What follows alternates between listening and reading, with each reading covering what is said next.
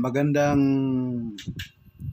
umaga mga kabayan. So ang ating i-update ngayong umaga rito sa SLEX Tier 4 itong pinakaunang interchange, yung Santo Tomas Interchange na may habang 11.32 kilometers mga kabayan. Napakalaking good news ngayon mga kabayan. Panoorin po natin ang buong video natin dito dahil magugulat kayo sa progress rito sa package A dito sa may Santo Tomas Interchange. Paki-like, share, follow at subscribe na rin po mga kabayan, no? At huwag po tayong mag-skip sa ads. Napakalaking tulong na po yan ni Purka Studio. Ito na po ang ating latest update ngayong araw ng Sabado, February 21, 2026 mga kabayan. Ito na po yung Santo Tomas Interchange mga kabayan. So masisilaan po natin, ayan po, yung SLEX TR3.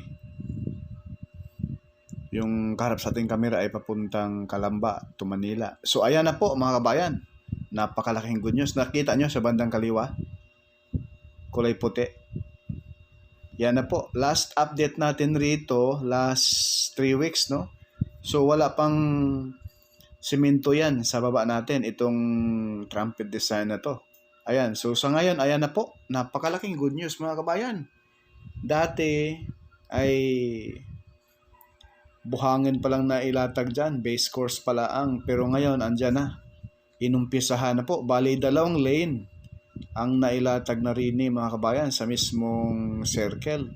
Dito po sa pinaka-entrada nitong SLEX TR4 na may habang 66.74 kilometers from Santo Tomas, Batangas to Barangay Mayaw, Lucena City mga kabayan. So ito yung sagot na mapabilis na po ang ating biyahe from Manila to Bicol, no? Dahil diyan sa Lucena mga kabayan ay papunta rito sa Turbina, Calamba ay matraffic talaga yan. So ilang bayan yan? Lucena, Sariaya, Candelaria, Tiaong, San Pablo, Alaminos, saka na yung Santo Tomas. Calvario ang traffic dyan. Grabe. Dahil industrial area na yan mga bayan. Lalo na po dyan sa may Santo Tomas City, Batangas. Napakaraming pabrika. Grabe. So ayan na po sa bandang pagkalampas sa SLEX TR3 mga bayan halos nasa 5 lane na po ang nailatag. Sana all. Yan ang bilis ng progress. Ang dami pa namang nambatikos nito mga bayan dahil napakabagal do yung gawa. So ngayon mga bayan, anong say nyo na rito? Natagalan nga lang ito mga bayan last year, 2025, dahil po sa panay ulan, panay bagyo, hindi nagsawa ang bagyo mga bayan. Pagkatapos ng isa, andyan na naman yung isa. Halos buntot-buntot na yung bagyo Kaya natagalan yung progress sa mga projects sa ating bansa. So ngayon, summer na, ay asahan natin tulad nito, mapabilis ang gawa. Sana all. Yan po yung pinaka-entrada yung building na yan. Diyan po ang papasok rito. Sa mismo, naka-forma na rin po yan mga bayan. Yan po yung pinaka-entrada. Kung yan po ay galing ka ng Maynila, right side ka na dyan. Ikot ka na rito sa circle. At yan sa bandang kaliwa, inumpisahan na paglatag ng konkretong semento. 2 lina. Sana all. And itong tulay na ito ay napakatagal na po ito natapos. So itong baba nitong SLEX TR3 mga bayan ay full blast na rin po ang dyan, gawa. Binabaklas na nila yung mga old na asfalto dyan mga bayan at pinalitan ng bagong semento. So ayan na po yung bagong latag. Nasa 1, 2, 3, mga 5 lane na pala yan mga bayan. Napakahaba na. Nasa na yan. Yung lipad natin ngayon ay nasa 100 meters. Napakataas ng lipad natin. Kaya medyo maliit na lang tingnan yung kalsada na yan. No? Pero pag nasa baba ka niyan, ang lapad yan. 5 lane na po ang natapos. Nasa ano na yan, be? Halos 200 meters ang natapos. Ayan na po yung alignment, yung bundok. Yung bundok doon ay tinatanggalan na ng mga lupa dyan. Tambak dito sa baba konti. So, napakalaking good news nito mga bayan, no? Dahil ito dapat ang nauna matapos. Ay parang nahuli pa ito mga bayan. Siguro po sa mga right of way dyan mga bayan, kaya natagalan ang paggawa rito. Ganun po yan. Kasi yung mga private contractor nito mga bayan, shout out po sa Jimco, kung tayo man ay nagmamadali na matapos, mas lalo na yung contractor. Gustong-gusto lang matapos agad yung project para siyempre makakuha naman sila ng ibang project pa. Ano? Kung tayo ang nagmamadali, tayo mga mamamayang Pilipino, mas lalo na yung contractor at yung SMC. Ang natagalan kasi dyan mga bayan, real talk lang, sa mga right of way, sa mga lupa, hindi basta-basta yan mga bayan. Yung mga mayayaman dyan, tulad nito sa dadaan dyan sa Santa Elena. Napakalaking bilyonaryo at Ayala Land. Pag mo rito sa Santo Tomas Interchange, madadaanan dyan ang Ayala Land mga kabayan at mismo Santa Elena Subdivision, mga bilyonaryo yan. Lalaban yan kahit ano. Pero hindi pa rin sila manalo kasi ang nag-acquire kasi sa right of way rito ay yung gobyerno.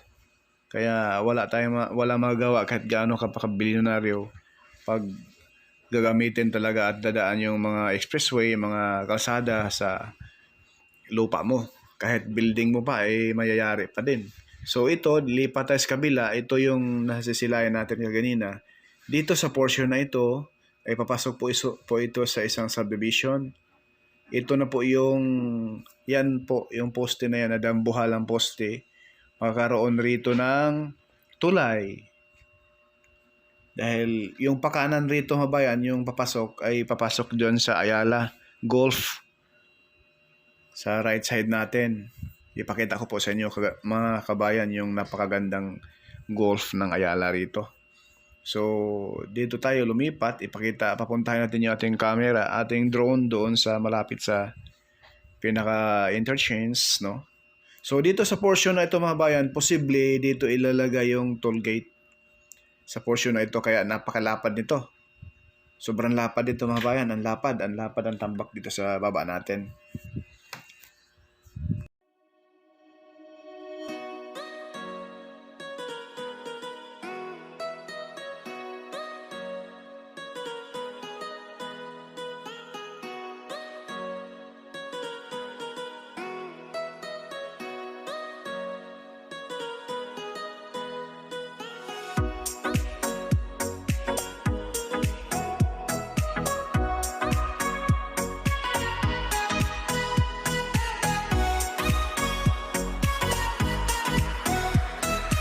So yan po yung mga araw mga bayan, no? Sa kaliwa, Palosina yan. Yung right side, papuntang po yan, Maynila.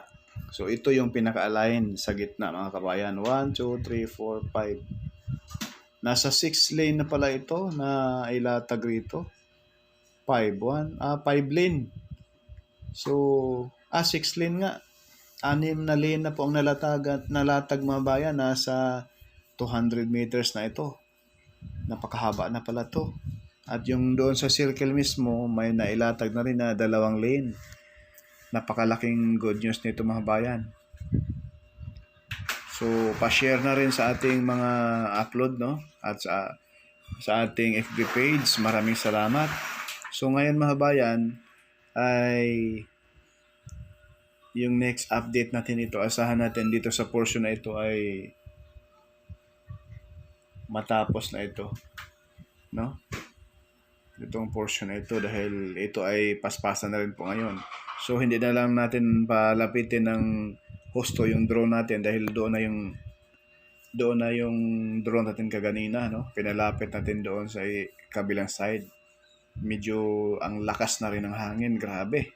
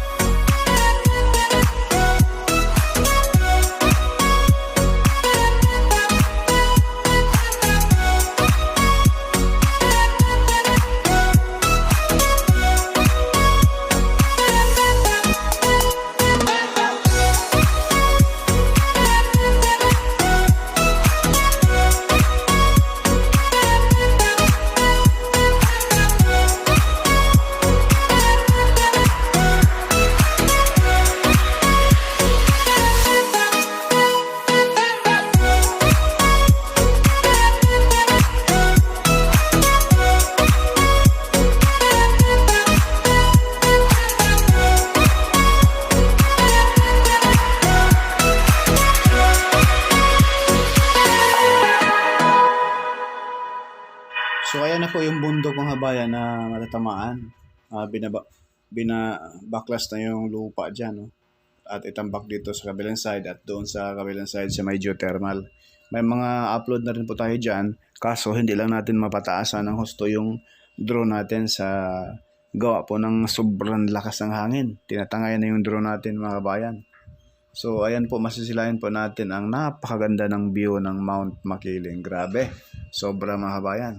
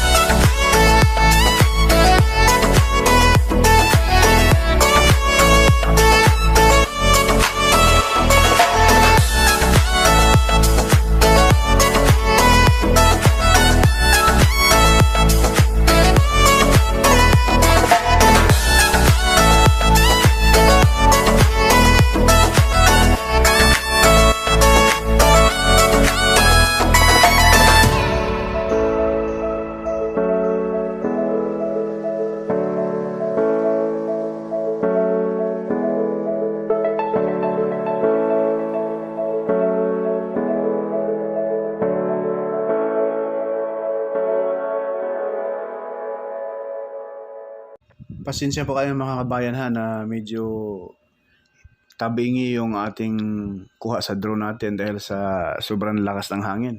Lumalaban yung drone natin mga kabayan. So itong way na ito ay approaching na po ito doon sa papuntang Barangay San Antonio na kung saan posible may latag na rin po doon mga kabayan. At abangan po ninyo mga kabayan yung ating mga update pa roon sa portion ng geothermal at sa may Barangay San Antonio. Paki-like, share, follow at subscribe. Podcast Studio hindi sikat pero nag-aabot ng balitang tapat. God bless po sa lahat.